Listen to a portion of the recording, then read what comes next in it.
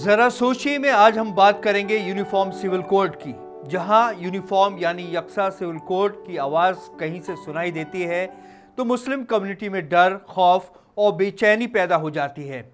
हो सकता है इसकी वजह यह हो कि लोगों को लगता है कि यूनिफॉर्म सिविल कोड आने के बाद मुस्लिम पर्सनल लॉ से महरूम हो जाएंगे।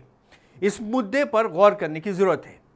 हाल ही में एक पॉलिटिकल पार्टी के प्रवक्ता ने सुप्रीम कोर्ट में यूनिफॉर्म सिविल कोड लागू करने के लिए एक पिटीशन लगाई थी। इस पिटीशन में मुल्क भर के तमाम फिरकों के लिए तलाक, गोद लेना, शादी ब्याह और सरपरस्ती के लिए एक सी बुनियादों पर तरीके इख्तियार करने की मांग की गई थी, लेकिन सरकार के जवाब के बाद अर्जी को खारिज कर दिया गया। हुकूमत ने कहा फिलहाल सरकार का इस कोड को लागू करने का इरादा नहीं है। पिछले साल नवंबर में इलाहाबाद हाई कोर्ट ने सेंट्रल गवर्नमेंट से कहा था कि वो सबके लिए एक से सिविल कोड के अमल को शुरू करे और उसमें तेजी लाए। हाई कोर्ट ने यह भी कहा था कि ये आज की ज़रूरत है। मरकजी सरकार ने अदालत को यह भी बताया था कि सरकार ने लॉ कमीशन से दरख्वास्त की है कि वो यकसा सिविल कोड के बारे में गौर करे और सिफारिशें तैयार करे। लॉ कमीशन की सिफारिशें आने के बाद आवाम के नुमाइंदों से मशवरा करने के बाद सेंट्रल गवर्नमेंट कोई फैसला करेगी। दरअसल यूनिफॉर्म सिविल कोड का मसला कोई नया नहीं है, ये 100 साल से भी ज़्यादा पुराना है। अंग्रेज़ों के दौर में हिंदुस्तान में फौजदारी कानून सबके लिए एक सा बना दिया गया, लेकिन सिविल कानून तमाम मजहबों के मानने वालों के मुताबिक बनाए गए थे।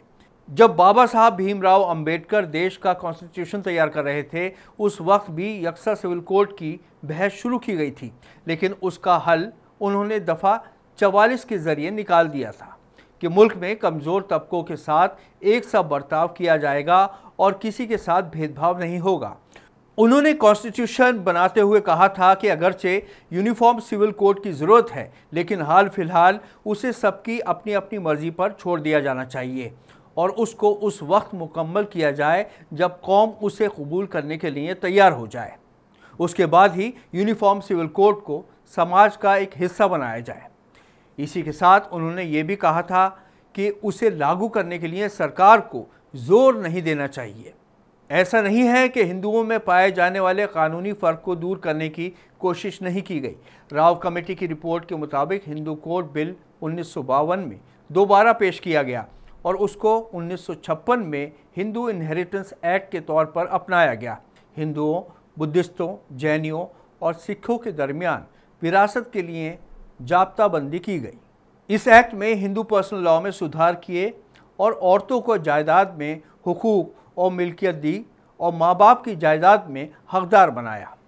जब जब मुल्क में यकसा सिविल कोड का मामला उठाया गया, मुसलमानों में बेचैनी और तशवीश देखने को मिली। उनको ये लगा कि इसका सीधा असर मुस्लिम पर्सनल लॉ पर होगा और मुसलमान शरीयत पर अमल नहीं कर सकेंगे। लेकिन कॉन्स्टिट्यूशन में इस बात की पूरी ज़मानत दी गई है कि सरकार मुख्तलिफ फ़िरक़ों से सलाह मशवरा करने के बाद ही इस पर अमल कर इस तरह के कानून को लागू कर सकती है। हालांकि सुप्रीम कोर्ट में कभी कभी पर्सनल लॉ कानूनों को नज़रअंदाज करके और सेक्युलर रिवायतों को अपनाकर फैसले दिए गए हैं, जैसे शाहबानो केस में हुआ था। कोर्ट ने शाहबानो को मेंटेनेंस देने का हुक्म जारी किया था। 1985 में शाहबानो मुकदमे के फैसले को तो मुसलमानों ने शरीयत में सीधा मुदाखलत करार दिया था। ये मामला इस हद तक आगे बढ़ गया कि राजीव गांधी की हुकूमत ने पार्लियामेंट के ज़रिए कानून बनाकर फैसले को खारिज कर दिया था। उस वक्त भी सुप्रीम कोर्ट ने सरकार को हिदायत दी थी कि यकसा सिविल कोड जल्द से जल्द बनाया जाए। आज के वक्त में उसकी सबसे ज़्यादा मुखालफत मुसलमानों की तरफ से हो रही है, लेकिन जैसे कि सरकार ने लॉ कमीशन से कहा है कि सभी फ़िरक़ों के रहनुमाओं से मशवरा करके अपनी सिफारिशें पेश करें। उसके बाद सरकार तमाम तजवीज़ों का जायज़ा लेगी और फिर अगला कदम उठाएगी। इस बारे में असम, उत्तराखंड, मध्य प्रदेश और गुजरात में यूनिफॉर्म सिविल कोड लागू करने की बात की है। कुछ कानून के माहिरीन का कहना है कि जब तक सेंट्रल गवर्नमेंट कॉन्स्टिट्यूशनल अमेंडमेंट नहीं लाती, उस वक्त तक रियासती हुकूमत ऐसा नहीं कर सकती। यूनिफॉर्म सिविल कोड की हट आते ही मुस्लिम रहनुमाओं के सख्त बयान आने शुरू हो जाते हैं। All India Muslim personal law के जनरल सेक्रेटरी मौलाना खालिद सैफुल्लाह ने कहा कि उत्तराखंड और उसके बाद गुजरात की सरकारों ने जो यूनिफॉर्म सिविल कोड का शोषा छोड़ा है वो न सिर्फ मुसलमानों बल्कि मुल्क के तमाम अक़लियतों और ज़्यादातर कबीलाएँ गिरोह के लिए नाकाबिल कबूल है। उन्होंने कहा कि दस्तूर के तहत बुनियादी हुकूक में अपने अपने मज़हब के मुताबिक अक़ीदा रखना, अमल करना और मज़हब की तबलीग शामिल है।